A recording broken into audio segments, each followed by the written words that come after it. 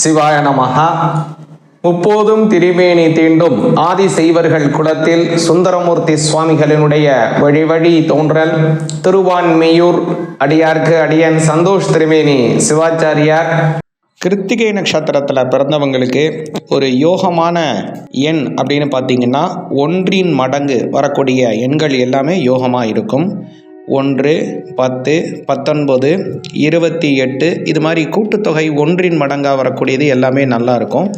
அதே போல் 5, 7 இந்த நம்பரும் அவங்களுக்கு ரொம்ப அதிர்ஷ்டத்தை தரக்கூடிய எண்களாக இருக்கும்.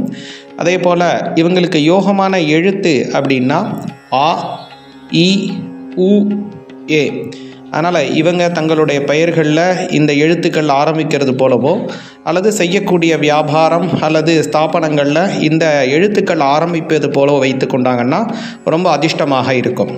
இதில் இவங்களுக்கு இன்னும் ஒரு முக்கியமானது என்னென்னா, கிருத்திகை நட்சத்திரத்தில் அவங்களுடைய ஜாதக ரீதியாக ஒரு சிலருக்கு மட்டும் 6ஆம் எண் ரொம்ப அமோகமாக இருக்குங்க. 6, 7 ரெண்டுமே ரொம்ப அமோகமாக இருக்கும். இப்போது அவங்க கிருத்திகை நட்சத்திரக்காரங்க பூமியில் பிறக்கிறாங்க. அந்த பூமியில் முதல்ல அவங்க பிறக்கும்போது அவங்களுக்கு ஏற்படக்கூடிய திசை என்ன இருக்கும் அப்படின்னு பார்த்தீங்க அப்படின்னா, அவங்களுக்கு முதல்ல சூரிய திசையில் தான் பிறப்பாங்கங்க. முதல்ல சூரிய திசை அப்படிங்கிறது பொதுவாகவே 6 வருடம் இருக்கும். ஆனால் கிருத்திகை நட்சத்திரக்காரங்களுக்கு முழுமையாக 6 வருடம் இருக்காதுங்க. அது கிட்டத்தட்ட பார்த்தோம்னா கர்ப்ப செல்லு போக அவங்க முதல் பாதத்திலேயே பிறந்தாங்க அப்படின்னா, அதாவது அவங்களுக்கு இருக்கக்கூடியது எவ்வளோ வருஷம் இருக்கும் அப்படின்னு பார்த்தீங்கன்னா 6 வருடத்திலிருந்து 4.5 வருடங்கள் இருக்கும்.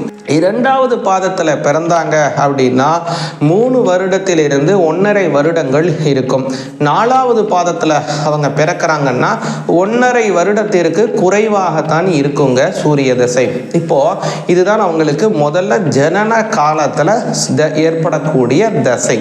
இப்போது சூரியனுடைய ஆதிக்கம் கொண்டது கிருத்திகை நட்சத்திரம். அதே மாதிரி இதுக்கு ஆங்கிலத்தில் பிளெசிடியஸ் அப்படின்னு சொல்லுவாங்க, 7 சிஸ்டர்ஸ் அப்படின்னு சொல்லுவாங்க இந்த கிருத்திகை நட்சத்திரத்தை. இப்போ அந்த கிருத்திகை நட்சத்திரத்தில் பிறந்தவங்க முதல்ல சூரிய திசையில் பிறந்தாங்கன்னு சொன்னோம் இல்லைங்களா?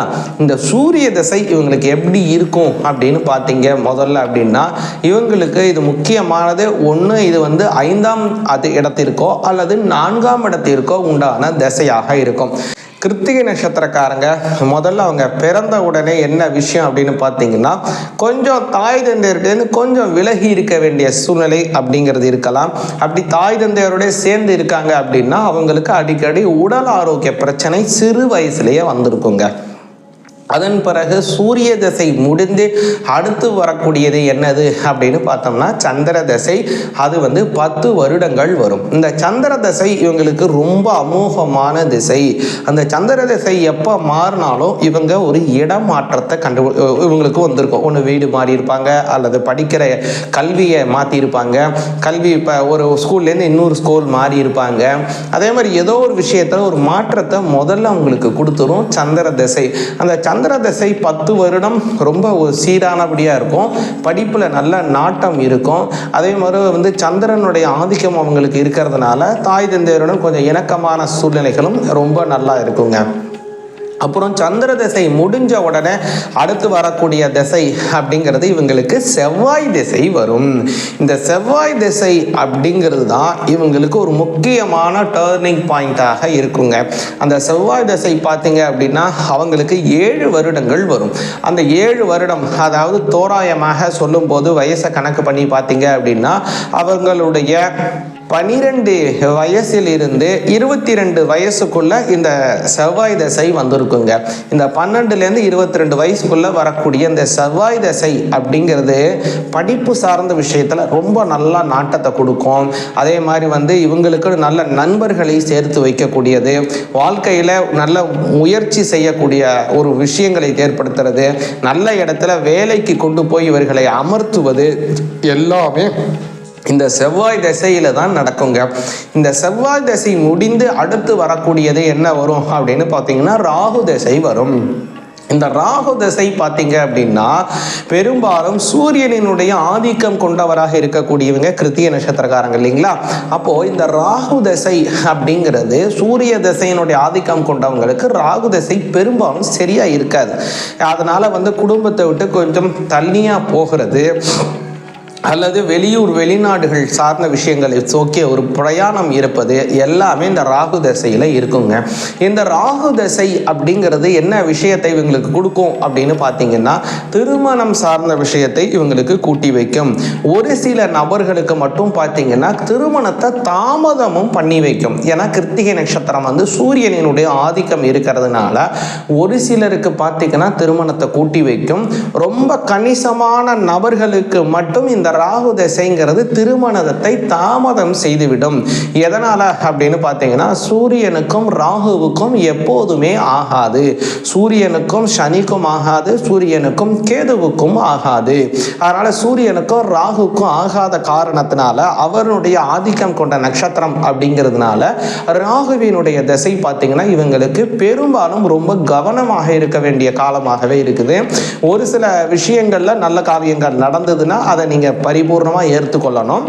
ராகு தசை தோராயமாக இவங்களுக்கு இருக்கக்கூடிய கால அளவுகோல் அப்படின்னு பார்த்தீங்கன்னா 22 வயசிலிருந்து 40 வயசு வரை இந்த காலகட்டத்தில் இவங்களுக்கு ராகு தசை போகுங்க.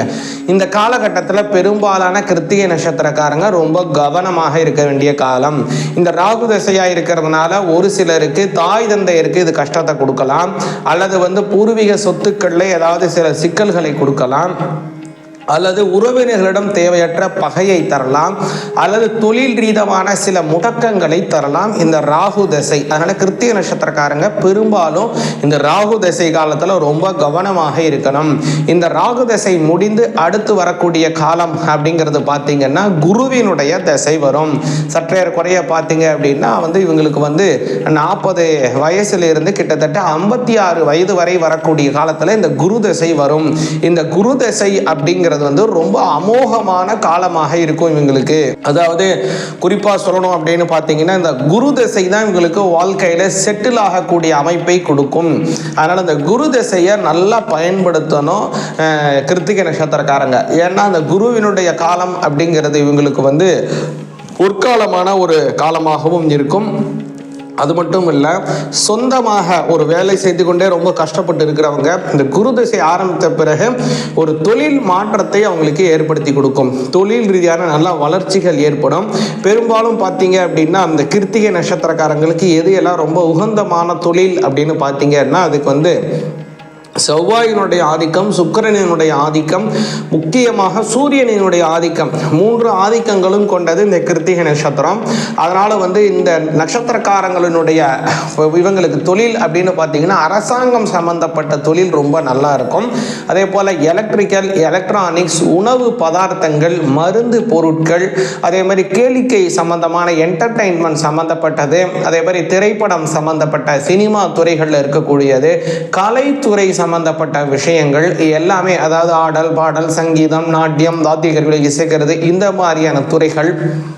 அதுபோல் செவ்வாய் சம்பந்தப்பட்ட நிலம் வாங்கிறது, விற்கிறது, கம்ப்யூட்டர், இன்ஃபர்மேஷன் டெக்னாலஜிஸ், இந்த மாதிரியான துறைகள் இதுவுமே கிருத்திகை நட்சத்திரக்காரங்களுக்கு ரொம்ப பொருந்தி போகக்கூடிய அமைப்பில் இருக்குங்க.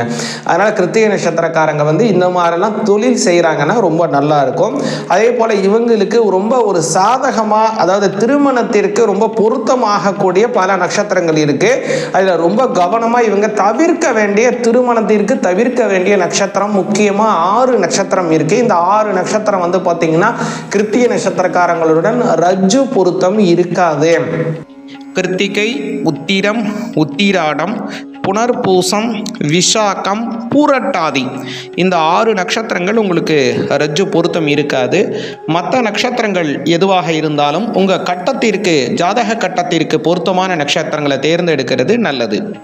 அதே மாதிரி முன் சொன்ன மாதிரி இவங்களுக்கு எந்த காலகட்டம் ரொம்ப அமோகமான காலகட்டம் அப்படின்னு பார்த்தீங்க அப்படின்னா குருவினுடைய தசாகாலம். உங்கள் ஜாதக ரீதியாக குரு தசை எப்போ ஆரம்பிக்குது எப்போ முடியுது அப்படிங்கிறத கணக்கு பண்ணிக்கோங்க.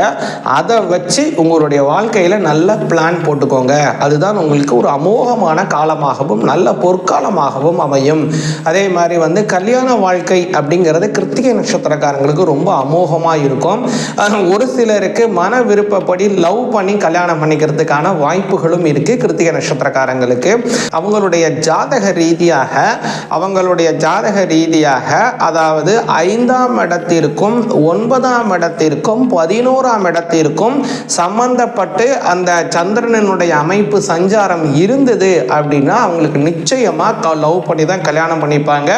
அதுலயே அவங்க வாழ்ந்து காட்டி ஒரு பெரிய சக்சஸ்ஃபுல்லாகவும் இருப்பாங்க.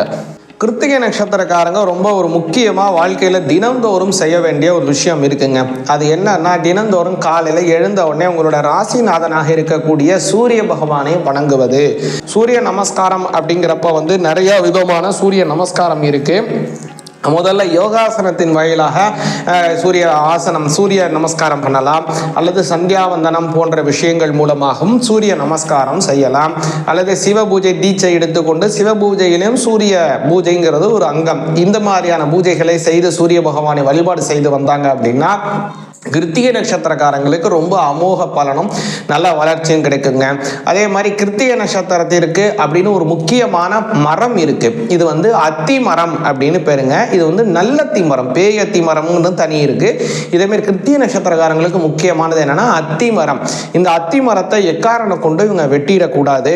இந்த அத்தி மரத்தை இவங்க பேணி காக்கணும். அத்தி மரம் இருக்கக்கூடிய ஸ்தல விருட்சம் இருக்கக்கூடிய கோவில் எதுவாக இருந்தாலும் அந்த கோவிலில் போய் இவங்க வழிபாடு செய்து வந்தாங்கன்னா ரொம்ப வளர்ச்சியும் வாழ்க்கையில நல்ல சுபிக்ஷங்களையும் அதே போல இவங்களுடைய எண்ணங்கள் ஈடேறக்கூடிய பல விஷயங்களும் நடைபெறுங்க.